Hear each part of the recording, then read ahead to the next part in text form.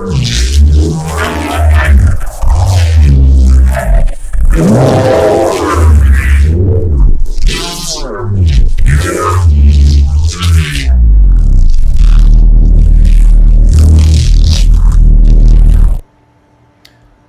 to iPad, everybody. This is made with a combination of effects that are actually not exclusive to Logic, but if we were to throw something like this into, say, something like Alchemy from a bounced out version, then we can end up getting something that sounds even cooler, such as this.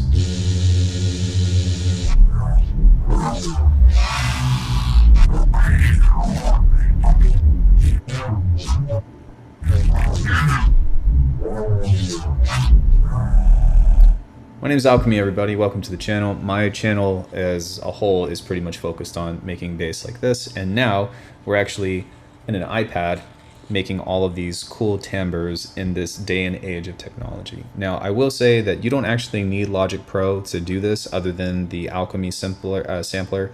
No pun intended. Alchemy. Nice to see you again. No, I'm just kidding. But at the same time, it's definitely possible. And if you're trying to make Logic Pro your next DAW for sound design, stick around for my review in the future, or be sure to subscribe because I'll be putting something up in very soon. But at the same time, you can do something really cool, and you can always process this with more effects. So let's actually talk about how to get a sound that I just made. It's actually not that many things. Well, it is, but it isn't.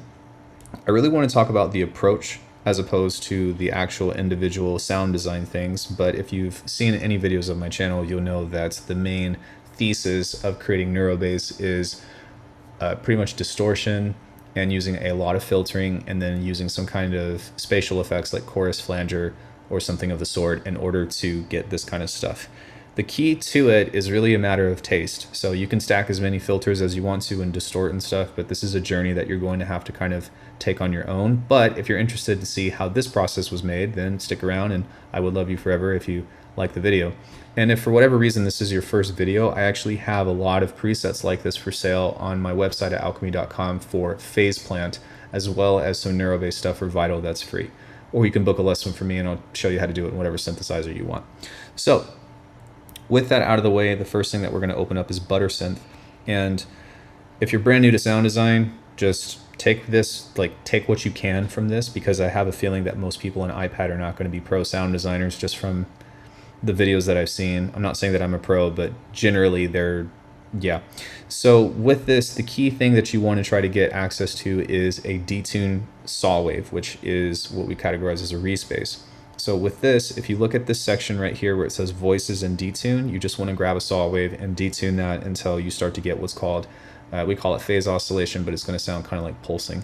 So even if I were to turn these other guys off and just play this without any of the effects are insignificant, by the way. They're just stuff to kind of beef up the sound. And if you're watching this, you shouldn't be trying to replicate the sound. It's not going to happen.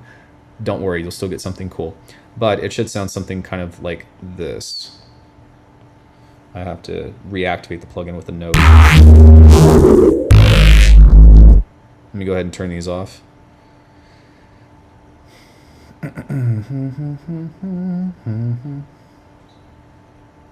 The other ones are fine. So this one can stay on too. But with this, as we're messing with this, it should kind of sound like this.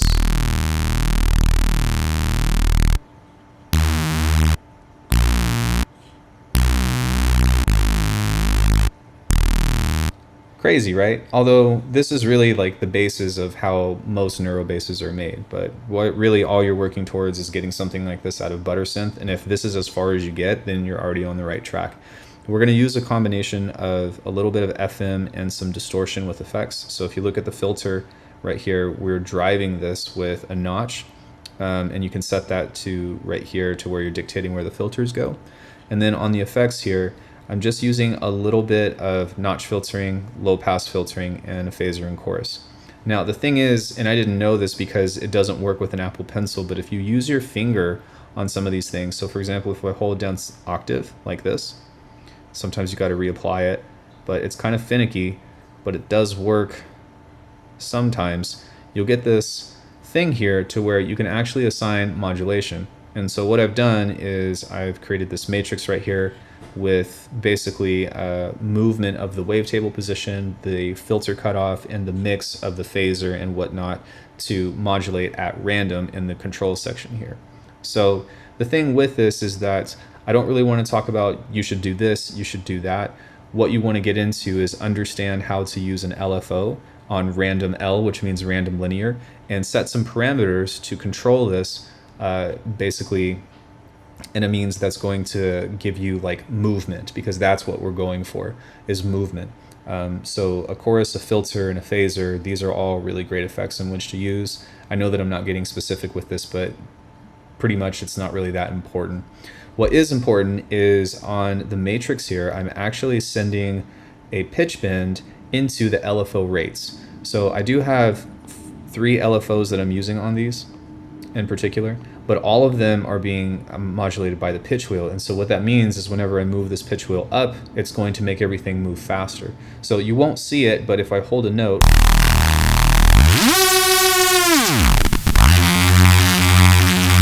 now you can hear that phase oscillation that's a little bit more present. And so this is pretty much the jump off point of where I'm getting to. Like once you have the detuning, then it just becomes a matter of shaping it to character. And that's why I don't want you to get too caught up in the effects as a whole. That being said, the stuff that's going to come after it will be a little bit more important. So I actually avoided these plugins for a long time. I have Volcano 2 on my computer, Saturn 1 on my computer, and I do not own Timeless 3 on my computer, but these in particular will actually set you up for success. Because what you can do on these, and this is unfortunately a weakness of Logic, because Logic doesn't have any modulators, or it does, but only in MIDI effects, and it doesn't work the way that you intended it to. But these guys can actually do exactly what I was showing you in ButterSynth, which is randomization.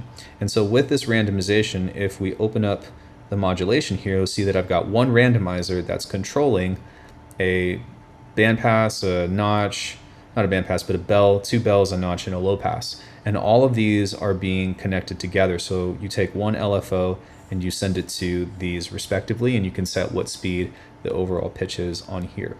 Now, what's really cool about this is this also has a pitch bend modulator. And so what that means is whenever you play a pitch on a synth, it's going to move faster. So every time I am to play a higher note with the pitch wheel over on this guy, which would be on ButterSynth, it means that that filtering is going to move faster with everything else as well. So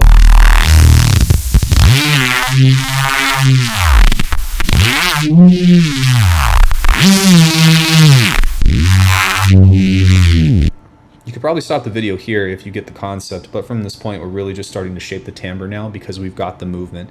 So with this, we've got Saturn 2, which is just applying a little bit of gentle saturation. You can use any distortion, although I really like the way that Saturn 2 sounds for this. Now, Drambo is a standalone application, but you can use the effects on here to where I've created a frequency split. And a frequency split is basically an effect processor that only focuses on certain frequency ranges per band. You can see that we have a low, a middle, and a high. And what I've done is taken these LFOs here and applied them to a chorus, a phaser, and a flanger on the midband.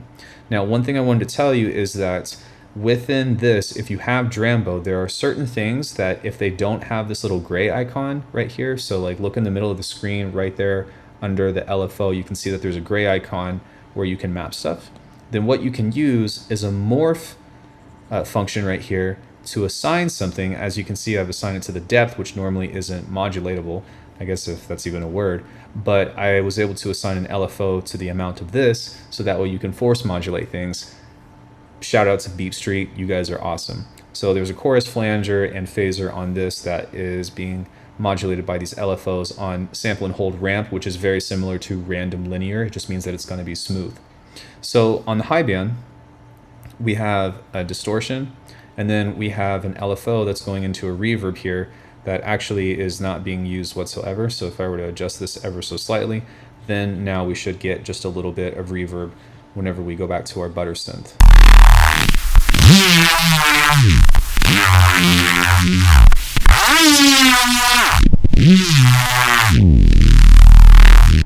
So once you understand this concept, everything else is pretty much standard. So I'm going to go ahead and turn these back on up until Volcano 3.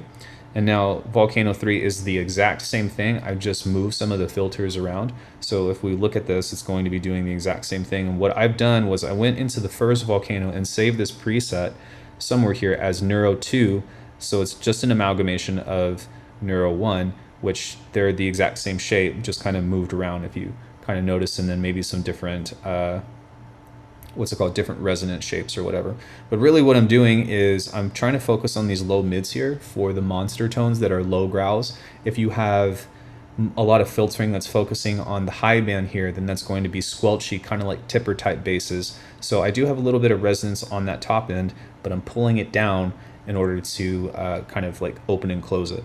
So altogether, that sounds like this so far.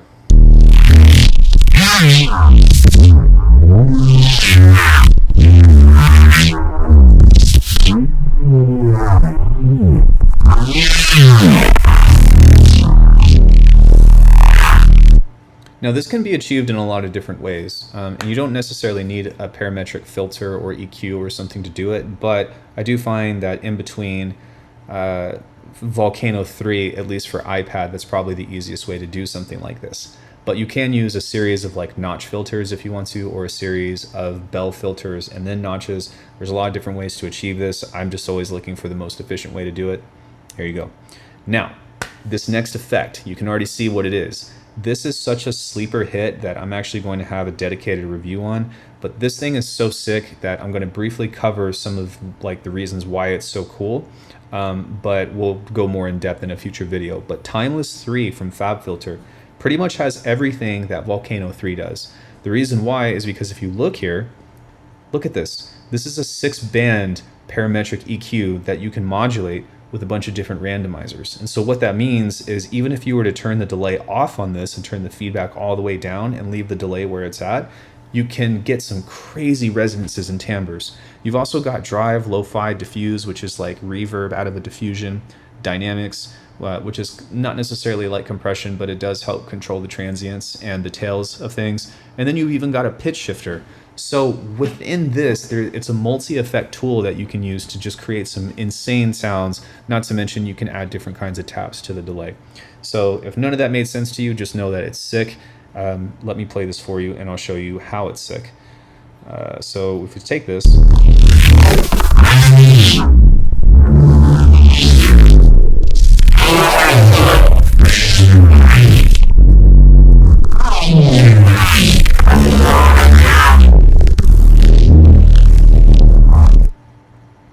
I don't know, I thought that was pretty sick. So within Timeless 3, one thing that I wanted to say is that whenever you have these modulators down at the bottom, if you scroll this over to one of these, you actually have to tell it where to go in order to be able to control them. You see that? So that was a feature that Avin actually told me. Shout out to you, Avin, for helping me figure that out. And then also if you want to adjust the resonance manually, then you need to tap on a band and double tap it to be able to adjust the resonance here. So there's a lot of hidden features within this that the manual doesn't describe because it's designed, the manual's designed for the PC version. But even still within this, this is one of the best multi-effects that you can get on iPad, and honestly probably on a computer as well. I had no idea that you can use this stuff. Like, this is brand new to me, so it's super sick. I do have another instance of Timeless 3, but that's not the sound that I play at the beginning of the video, so we'll turn that on later after I show you the rest of the stuff. This is an upwards and downwards compressor.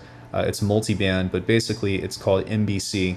We've got a little bit of, let's see, hold on, let me click on this. We've got a little bit of upwards compression here and a little bit of downwards compression here, which is very akin to like a very gentle OTT, but I'm really only focusing on the top band to try to bring back some of that stuff that we pulled away, which was the low pass stuff, right? So this is trying to bring some of that back. You can get something like WOOTT, so it's called Woot, if you want quicker access to it, but Woot is a little bit more aggressive, and I was looking for something a little bit more subtle. So finally, with this adaptive limiter, the only thing that this is doing is, well, it's limiting. That's pretty much it. So the Timeless 3, you can see that it's a very similar setup here. It's the Ultra Broken 2 preset that I've made, which is the same as the first one, but you'll see that there's all this crazy, notching and stuff that we've got going on here with a relatively low mix. So if we go back, everything that we've had over here is in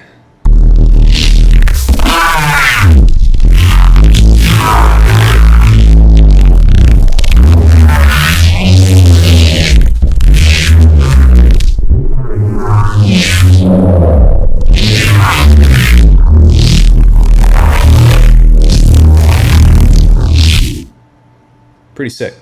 So in order to get this into a means of something that is going to be like, in order to resample this, we have a few options, and I've made some shorts over this, so if you just want that quick fix, then you can go look at this. But what we're going to do very quickly is, let me see, we're going to do it the logic way, which is unfortunately a tedious thing. But what we're going to do is we're going to create a new channel here.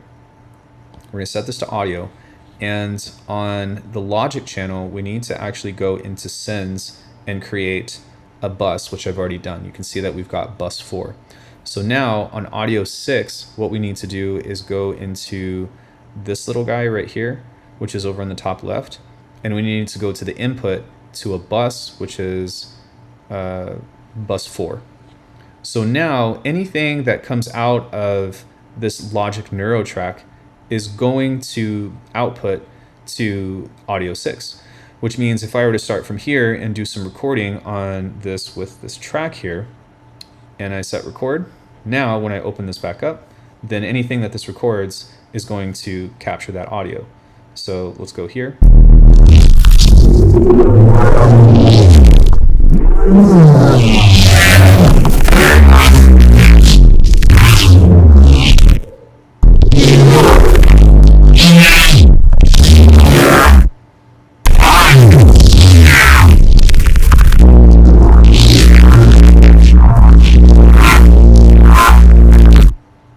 Cool. So now we hit stop, and if I did this correctly, there we go. We've got our resample. This is something that I haven't seen other tutorials on YouTube about, so this is how I would particularly do it. So now what we can do is we can trim this, just move this here, and move this here. And now what we want to do is we want to create a new track in MIDI, and this is going to be a, let's go into this guy, we're going to delete this. This will be an alchemy, no pun intended. And all we have to do is drag this in here, kind of like so. No, that didn't work out, did it? Let me hit undo real quick and figure out where this went. We need to hold this down until we get this little icon and then drag it in. It's a little clunky working within this, but now whenever we open this up, we can kind of pull this up here and we can start to play with the size, the density, and all of the other things that are in between. And this is a blast to play with. So I like to hold with the Apple Pencil. I'm left-handed when it comes to writing. I do other things right-handed, but I like to hold the playback speed on one and then use my finger on the other to kind of change the timbres here.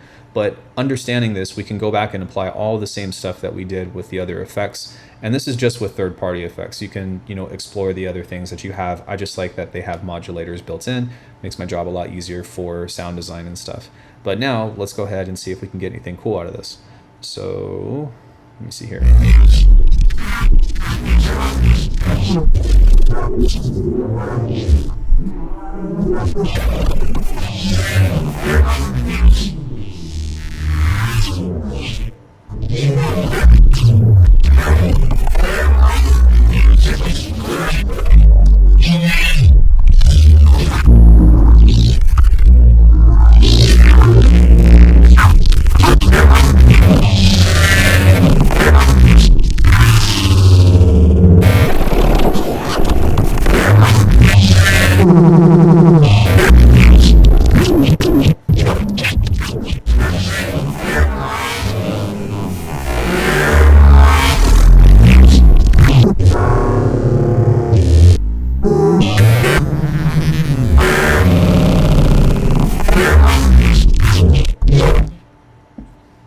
And there you have it.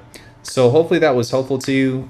I have my own thoughts about Logic so far. I haven't subscribed to it or anything. I'm still on the trial, even though I don't necessarily feel like this is the best workflow environment for the way that I like to make music. You can definitely get some sick stuff out of it, although I do think that you need some extra third-party effects if you're planning on doing bass design like this. I'm not saying that you have to use the ones that I did. It's just how, I've been doing bass design for a long time. I know what I like. I know what I need in order to get cool sounds, and what I showed you obviously works. But there's still some cool things that you can get into with just first party effects, even if it is a little bit limited. And if you really wanted to, you can get down and dirty with automation, but it's 2023 and I don't feel like doing that. So hopefully you enjoyed this. Please like the video if you found use or was awed by the fact that the iPad is doing sounds like this, which I think is just absolutely insane, regardless of if I like Logic or not. And if you want more Logic tutorials, then I don't know, maybe I could set something up or add another tier or something to the memberships that would help support, where all of the funds would just go to supporting getting a subscription to Logic Pro for the year or something, because I don't think that I'm going to pay for it. But even still, thank you all so much for watching and joining me on the sound design journey. If you have any questions, just leave a comment below, and consider the advertisements that I have for you for the resources that I offer on my website and as lessons and whatnot in the future. Thanks, everybody. I'll see you in the next one.